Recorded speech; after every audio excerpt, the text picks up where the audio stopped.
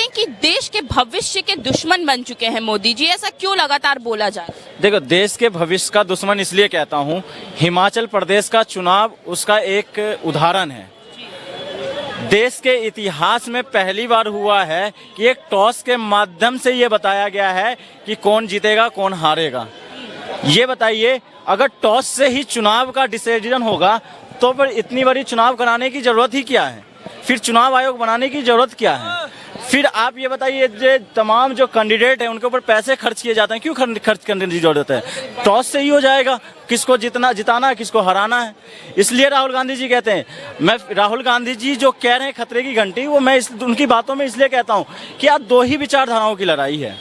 एक बेचने वालों की, जो लोकतंत्र और संविधान को बेच रहा है, दूसरा बचाने वालों की, जो लोकतंत्र और संविधान को बचाने की बात कर रहा है। अब देश की जनता को सोचना चाहिए कि आप किसको साथ देना है, देश के लोकतंत्र को बेचने वालों का साथ देना है या बचाने वालों का साथ देना है। तो ये तो समझना पड़ेगा हमें और आपको, और मीडिया को भी भली भांति समझना चाहिए। क्या लगता है, लगातार बोला जा रहा है, राहुल गांधी कह रहे हैं कि युवा का शोषण हो रहा है, उनके साथ गलत हो रहा है, अन्याय हो रहा है, क्यों ऐसे सवाल? देखो, राहुल गांधी का क्या आपको पत्रकार महोदय लगता नहीं है क्या? मैं आपसे ही पूछता हूँ, युवाओं का शोषण नहीं हो रहा है क्या? आप बताइए। आज युवा हत्या करने को तैयार हैं, आत्महत्या करने को। आज युवा को कॉलेज का रास्ता नहीं दिखाया जा रहा है। आज युवा को कहते हैं नौकरी की बात करते हैं, उनको आतंकवादी कह दिया जाता है। मैं अब उदाहरण दे रहा हूँ, उत्तर प्रदेश का शासन का उदाहरण दे रहा हूँ। कई ज़्यादा दिन नहीं जा रहा हूँ मैं, कल की घटना और परसों की घटना ले रहा हूँ मैं। रामपुर की घटना है।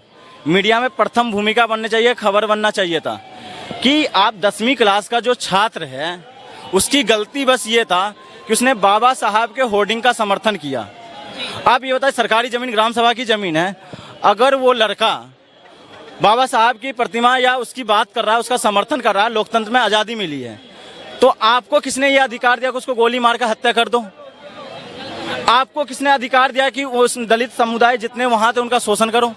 आपको किसने अधिकार दिया? आप ये बताइए। अदालत भी कहती है कि अगर कोई अपराधी या दोषी या आरोपी है तो 24 घंटे में पेशी होता है। एक दूसरा साथी, उसी दंगे की बात कर रहा हूँ, एक दूसरा साथी अमित, उसके गोली लगे हुए थे और 36 घंटे तक पूछताछ के लिए उसकी गोली को नहीं निकाला गया, अस्पताल में उसका इलाज नहीं कराया गया। तो आप क्या दिखाना चाहते हो भाई? और वहां तो दो पक्ष की अगर लड़ाई है, एक पक्ष को तो आप दिखाने का काम करते हो, दूसरे पक्ष के बचाव में चले जाते हो। तो आप लोकतंत्र को बचा रहे हो, संविधान को बचा रहे हो, या देश के अंदर बांटने की राजनीति कर रहे हो? तो ये बात युवाओं के साथ हो ही रहा है। जो युवा समानता की बात करेगा, जो युवा कहेगा कि हमें एका लाना है, उस युवा को कहीं ना कहीं ये क्या कर देते हैं, विरोधी बता देते हैं। वो उस युवा को क्या कहते हैं, देश विरोधी, कभी दंगाई बता देते हैं, कभी माफिया बता देते हैं। अरे भाई, देश को कहाँ ले जाना चाह रहे हो? कौन से सिरे पे ले जाना चाह रहे हैं? अच्छा, क्या लगता है, मोदी जी ने गारंटी दिया था कि रुपए मजबूत करेंगे, पर राहुल गांधी कहते हैं मजबूत तो हुआ नहीं, उल्टा गिरावट उसमें देखने को मिली। देखो, मोदी जी की गारंटी कहीं देखने को मिले ना मिले, लेकिन मोदी जी की गारंटी माफिया बढ़ाने में मिल जाता है। मोदी जी की गारंटी उद्योगपतियों को भगाने में मिल जाता है। मोदी जी की गारंटी अगर मिलता है तो भ्रष्टाचारियों को संरक्षण देने में मिल जाता है। मोदी जी की गारंटी अगर मिलती है तो संविधान और लोकतंत्र की हत्या करने में उनकी भागीदारी में मिल जाती है।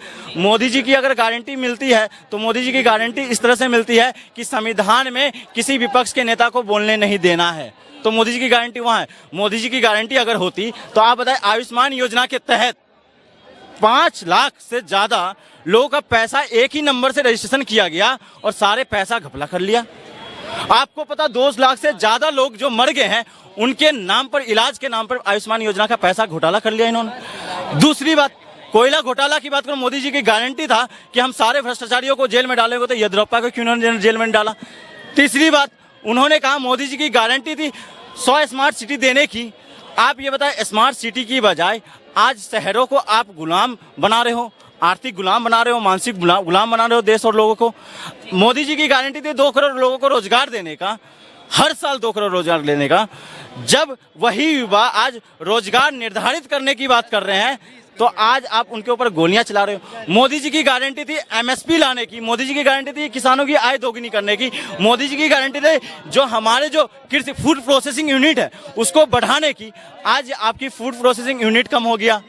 आज आपके किसान सड़क पे बैठे हुए हैं।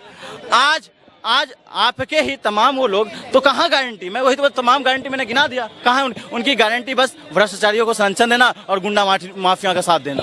राजस्थान से हूँ, लाइट घंटे ओनली 6 घंटे ही आती है। अच्छा 6 घंटे ही लाइट। मैं आया हूँ राजस्थान से, मैं किसान का बेटा। 6 घंटे ही आती है। 6 घंटे में इतनी बार लाइटें काटते हैं जब से बीजेपी की सरकार बनी है तब से। और अशोक गहलोत की सरकार थी तो 2000 यूनिट माफ थे हमारे किसानों के लिए। बिल्कुल ये हकीकत की बात पता है राजस्थान में भी गारंटी दिया गया था कि गैस सिलेंडर सारे है। एक भी गारंटी नहीं है उनकी। सब गारंटियां टीवीओं में बताते हैं।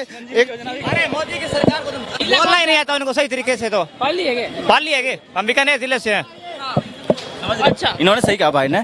अब राजस्थान में कई बड़े बड़े वादे किए गए। 400 सिलेंडर देने की बात कही गई थी। चिरंजीवी योजना कोई आते ही सबसे पहले इन्होंने खत्म कर दिया। भैया क्या डर था तुम्हें भाई? जब निजी और सरकारी अस्पताल में हमारा अधिकार है इलाज कराने का, तो आपको क्यों डर होगी भाई? है राशन किट क्यों खत्म कर दिया आपने? आप बिजली की बात करें, बिजली के दाम क्यों बढ़ा दिया? बिजली फ्री की बात करने के लिए आए 200 यूनिट। किसान के लिए 200 यूनिट अधिकार नहीं है क्या उसे सिंचाई करने के लिए? आप एक तरफ सिंचाई की बात करते हो, किसानों की बात कर फ्री कर दिया। अब बिजली कटौती की बढ़ा दी आपने। क्या बोल रहे हैं? क्या बोल रहा हूँ मैं बोल रहा हूँ कि मतलब जैसे बीजेपी सरकार ने एंट्री की है राजस्थान में, आते ही कम से कम 40 या 50 हजार रुपए हमारे ट्यूबवेलों की जो बिजली होती है उनके बिल बना कर भेज रहे हैं। अच्छा हाँ, पीछे फ्री था मैडम, कुछ नहीं था। 6-7 महीने से फ्री था कांग्रेस सरकार के अंदर। तो अच्छा फिर क्या लग रहा है कितने गारंटी दिए थे मोदी जी, कुछ पूरे कर पाए? कुछ भी योजना नहीं पहुंची हमारे। एक योजना 12,000 रुपए सालाना दी थी, वो भी किस्त नहीं आ रही है मैडम। मोदी जी की एक योजना है हमारे लिए, कोई किस्त नहीं आ रही है मैडम। और कांग्रेस सरकार में मैडम बिजली फ्री था, 25 लाख चिरंजीवी बीमा, दुर्घटना बीमा 25 लाख था गरीबों के लिए। कोई किसी ने इतने स्टेट है भारत में 28 राज्य मैडम। राजस्थान में सबसे बड़ा काम ये है 25 लाख रुपए दुर्घटना बीमा। अच्छा हाँ। तो अच्छा क्या लग रहा है 2024 में फिर किसकी सरकार आने वाली? राहुल गांधी राहुल गांधी। बस। अच्छा क्या लग रहा है किन मुद्दों पे मोदी जी हार सकते हैं ये जो? मोदी जी तो सिर्फ बड़े लोगों को फायदा बस बड़े लोगों को फायदा दिया, बढ़ावा दिया, उनको बढ़ावा दिया है ज्यादा। कांग्रेस की सरकार वो गरीबों को साथ लेकर चलती है। आम आदमी की सरकार है वो। मोदी सरकार बड़े लोगों को, अंबानी अडानी जैसे उन लोगों को बढ़ावा दे रही है, इसलिए कांग्रेस सरकार आएगी अब। अच्छा तो फिर ये मोदी जी किस तरीके से कहते हैं कि सबका साथ सबका विकास, जैसे आप कह रहे हैं गरीबों का कुछ ये काम? मोदी जी बोलते हैं सिर्फ भाषण में, अच्छा बस बोलते हैं और कुछ नहीं कहते। और काम नहीं है। काम नहीं है।